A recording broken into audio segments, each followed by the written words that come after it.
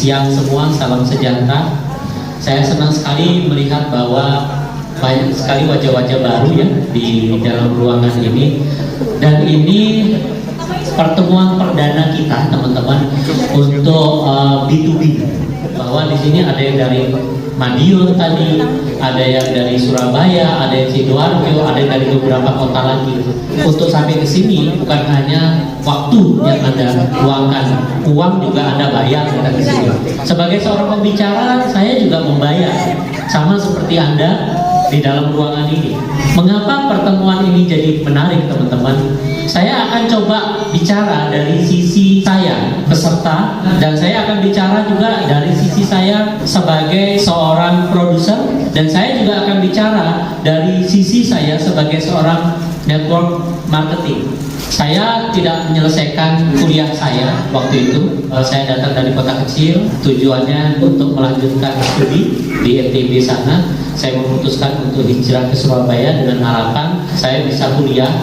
Nah, singkat cerita, saya waktu itu coba ikut sambilan ya kerja, karena kebetulan kakak saya salah satu pimpinan di situ, jadi mudah saja saya untuk bekerja di sisa-sisa waktu.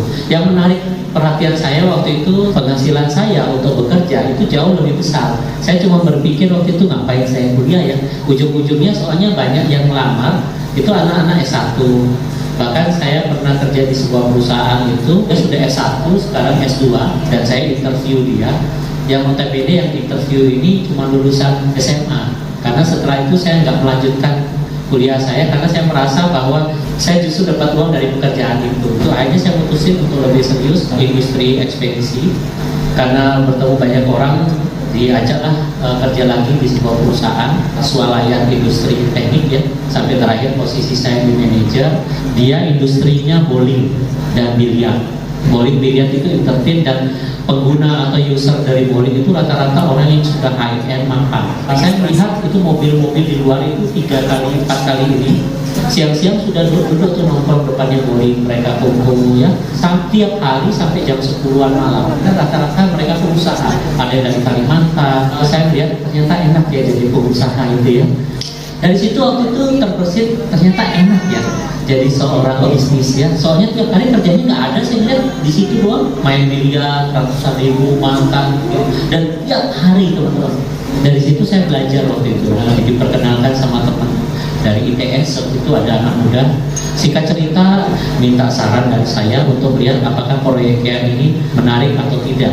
Dia butuh advice dari saya. Oh, saya dengan senang hati malam itu datang. Sedangkan saya kerja, saya datang ke tempat kos-kosannya.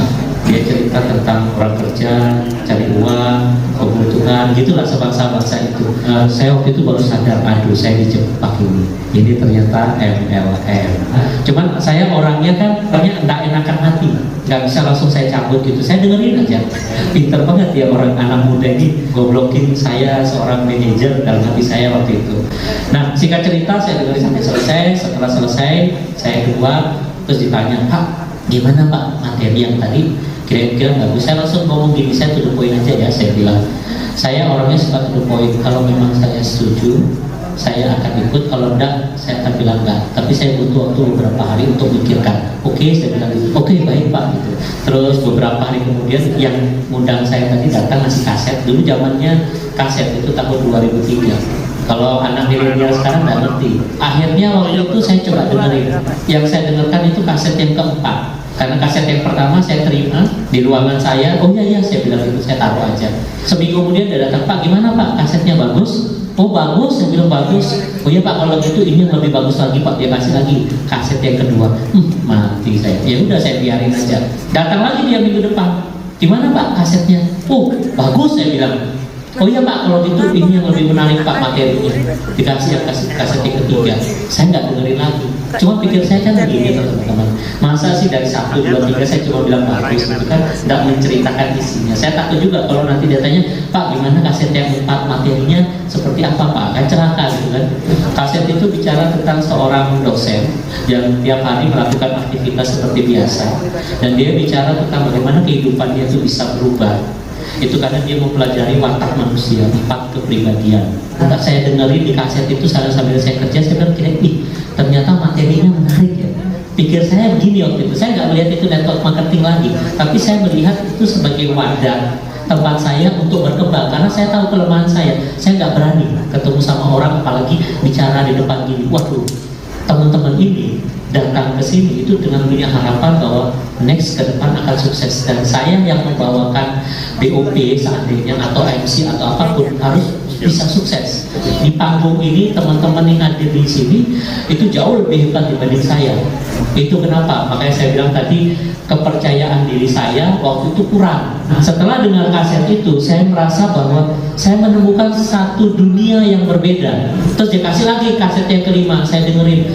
Lama-lama saya dengerin kaset itu, saya melihat satu konsep di mana saya melihat jadi berbeda. Ini saya belum ikut bisnisnya loh teman-teman.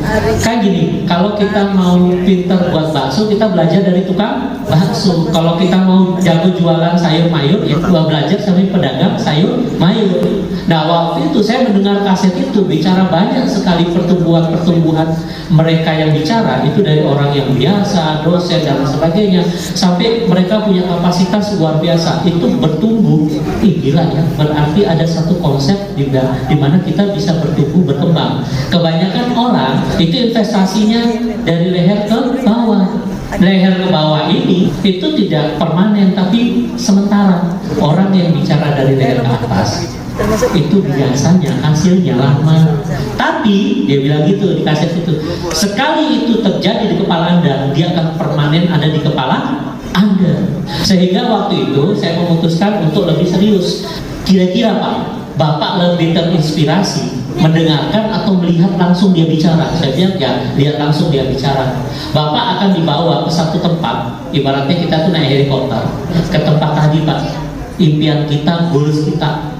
Nanti selesai acara Bapak akan dikembalikan lagi ke dunia nyata. Ini pertemuannya bagus Pak, dia promosi sama saya untuk pertemuan itu. Seperti pada siang hari ini teman-teman, saya waktu itu karena sudah dengerin kaset jadi positif.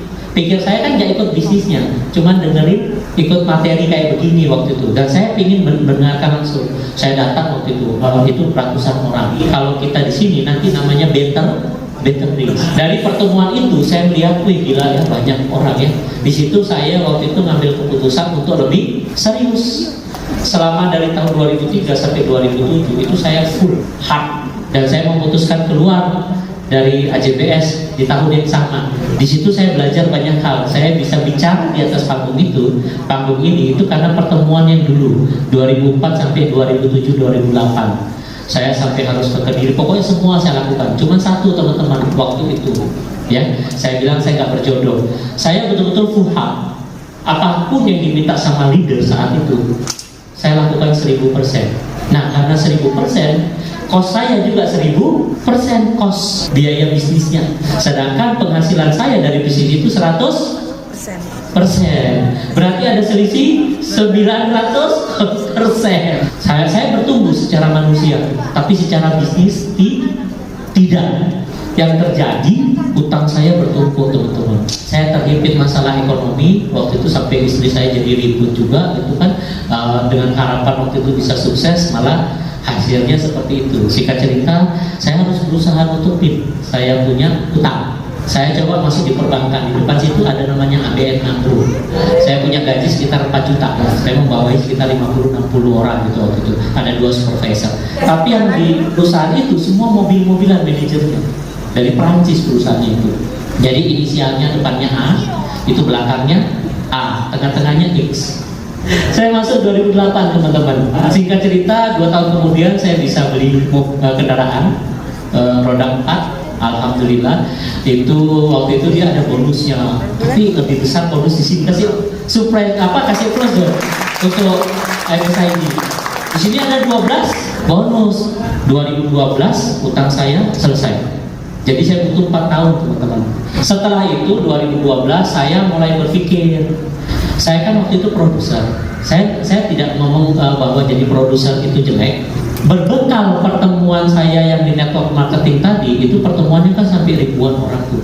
Saya pernah jadi MC, rame sekali. Cuman jujur teman-teman, di situ bukannya saya punya duit tambah, malah utangnya yang nambah.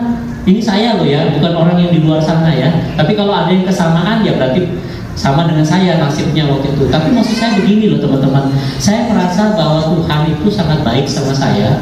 Saya dikasih alat untuk melihat bisnis lain, sekaligus saya belajar. Ini loh, kamu belajar dulu ya, di sini, di sini, di sini, di sini, sampai terakhir saya ada di industri yang sama seperti ini, tapi perusahaannya dari Jerman. Saya ketemu teman saya, sahabat saya dulu di network marketing. Dia tuh di sini, di kafe sini.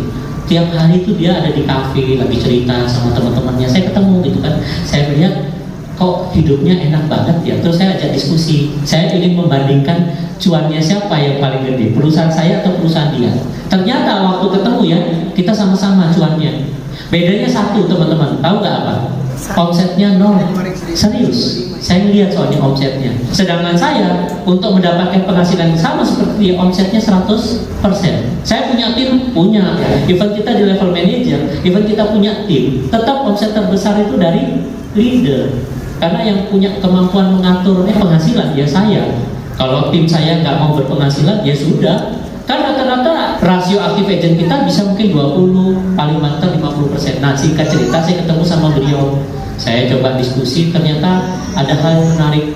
Hal yang menarik apa? Pilih mana kalau punya bisnis? Income-nya sama, tapi Anda nggak perlu kerja. Yang satunya perlu kerja. Pilih yang mana? Tidak bekerja.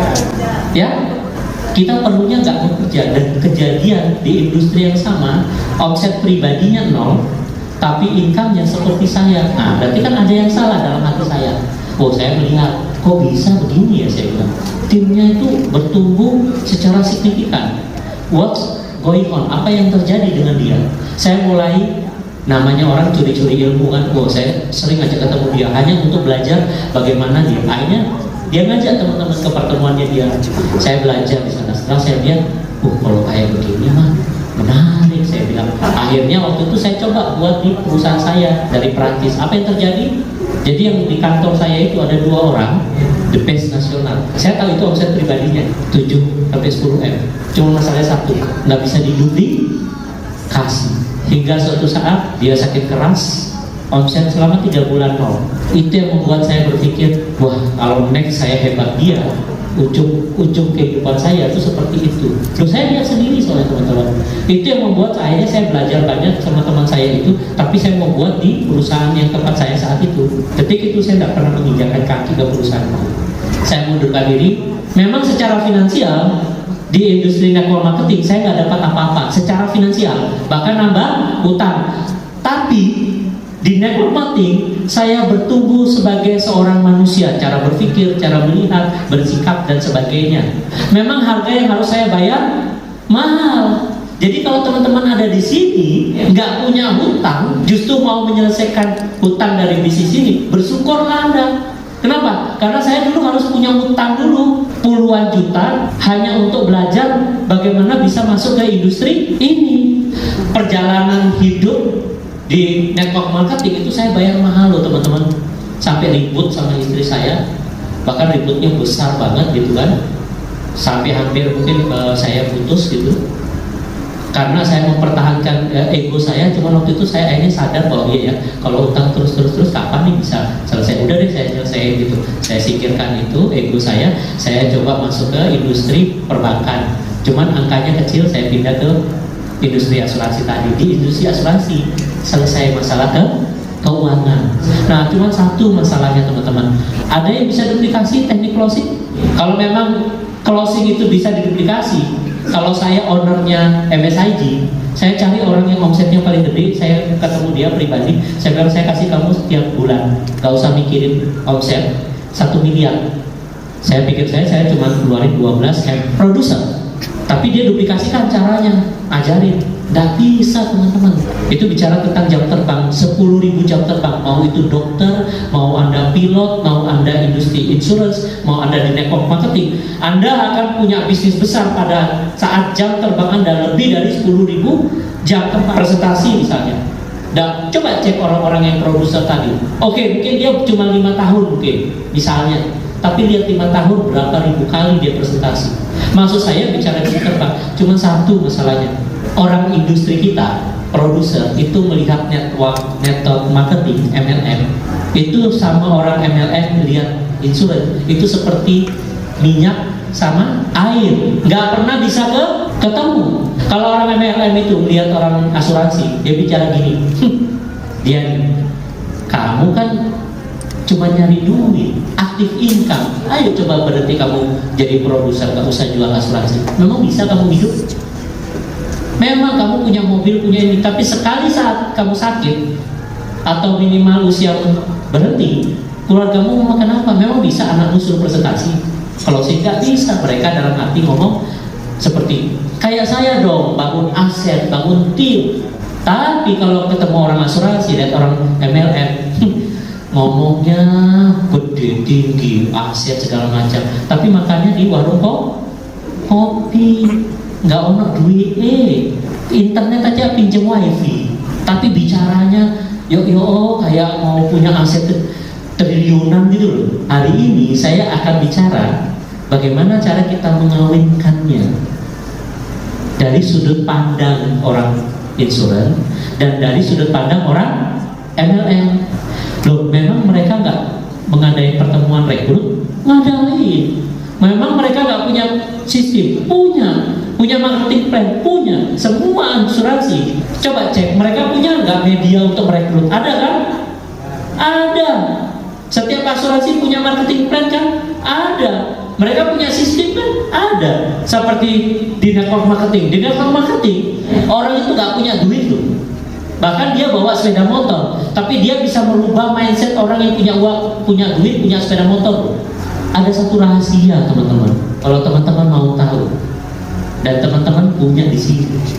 Cuma teman-teman sadar nggak gitu bahwa teman-teman ini lagi duduk di atas emas permata. Di sebelumnya saya itu kita bisa satu pertemuan itu hampir 2000-an orang.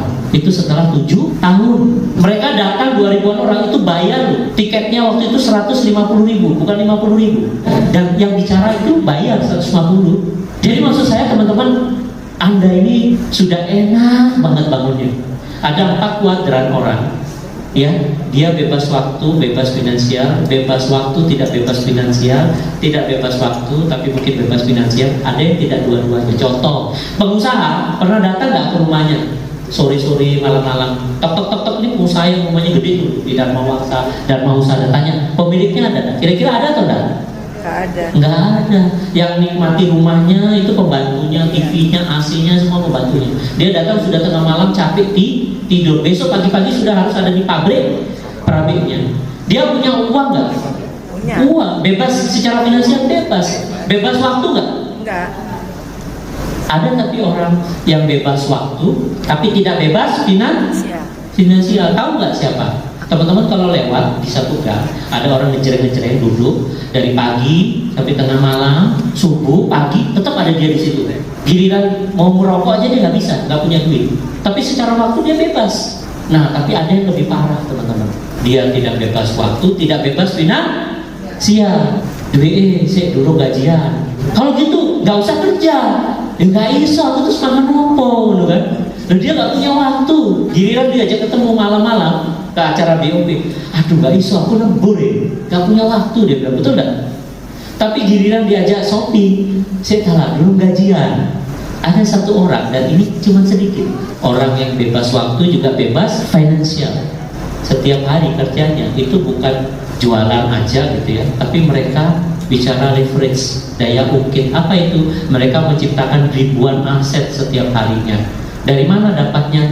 Berbagai macam cara. Cuman yang menarik, ternyata di industri ini teman-teman bisa dapatkan bebas finansial, bebas waktu. Bagaimana caranya? Nah, caranya saya biasa ketemu sama teman-teman yang di network marketing maupun di industri asuransi sama. Saya bicara mulai dari aset. Aset paling sederhana itu kalau kita punya properti, kos-kosan, deposito. Bisa enggak asetnya itu berduplikasi jadi 20? Jadi cara menduplikasinya dia butuh waktu panjang. Suatu saat kita ini kan tidak mungkin kerja selamanya. Presiden aja hanya menjabat 5 tahun, harus diganti. Direktur nggak mungkin selamanya di situ dan turun-temurun anak cucunya dijadikan direktur, nggak bisa, karena bukan dia pemegang keputusan. Ada yang namanya dewan komisaris, ada yang namanya pemegang saham perusahaan-perusahaan besar. Jadi maksudnya kita harus sadar bahwa kita tidak mungkin selamanya bisa Kerja, Anda mungkin saat ini oke, bisa jadi produser gede, tapi coba tanyakan dalam diri Anda, mau sampai berapa lama Anda seperti itu? Satu, seberapa kuat? Cara yang paling sederhana, walaupun kita tetap butuh modal, tapi tidak seperti kalau kita membangun aset, properti dan sebagainya. Paling murah biayanya itu di union, teman-teman. Membangun tim Anda itu di union. Kenapa? Karena satu, teman-teman, Anda tidak mungkin bisa merubah kapasitas orang kecuali kita merubah kapasitas kita sendiri. Dan untuk merubah kapasitas cara berpikir, mindset, kita butuh yang namanya mentor. Kita butuh yang namanya pertemuan. Jadi pastikan, teman-teman, pakailah cara yang paling murah, paling cepat, paling sederhana. Jangan pakai kekuatan kita sendiri. Di luar sana orang yang jalankan mau kayak kita gini, caranya salah aja, itu pede loh teman-teman. Caranya salah aja pede loh, serius. Karena kalau bicara 3 penghasilan, Anda harus tahu, kita cuma dapat komisi, operating sama royalti. Pada saat Anda komisi, itu bicara apa teman-teman? Kalau komisi, kalau ada orang lain dia bicara sama Anda tentang komisi, ini loh komisinya begini, Anda harus berpikir bahwa dia lagi bicara tentang penjualan, bicara tentang produk, bicara tentang aktif income. Tapi pada saat ketemu orang dan dia bicara tentang off-roading, pada saat dia bilang, kamu lah kalau punya di bawah agent punya komisi, kamu bisa dapatkan tambahan bonus namanya off-roading, besarannya sekian puluh %. Dia lagi bicara apa teman-teman? Kita cuma punya 2 penghasilan, aktif dan pasif. Komisi itu aktif atau pasif? Aktif, karena harus ada didahului dengan penjualan. Off-roading itu aktif atau pasif? Siapa yang aktif? Angkat tangan. Siapa yang aktif? Angkat tangan. Mana yang lebih banyak maksud saya? Aktif, oke. Yang pasif? Angkat tangan. Nah, ternyata teman-teman, kalau ada orang bicara off-roading, nanti kamu punya tim, punya orang agent, dia punya penghasilan, kamu akan punya namanya off-roading, komisi, tambahan dari komisi mereka. Aktif itu kan harus ada activity. Kalau muncul agent di bawah kita, activity pertama kita apa? Rekrut. Kalau orangnya sudah kita rekrut, sudah bergabung, dia pahit supaya bisa jualan produk. Jadi pada saat Anda bicara off-roading, Anda itu lagi bicara tentang activity merekrut sama activity ngajarin dia jualan, betul nggak? Bisa nggak tanpa merekrut, tanpa jual tiba-tiba terima off-roading? Nggak bisa, karena kan harus ada agentnya dulu, betul nggak? Karena harus ada activity. Tapi pastikan Anda bangun yang namanya royalty.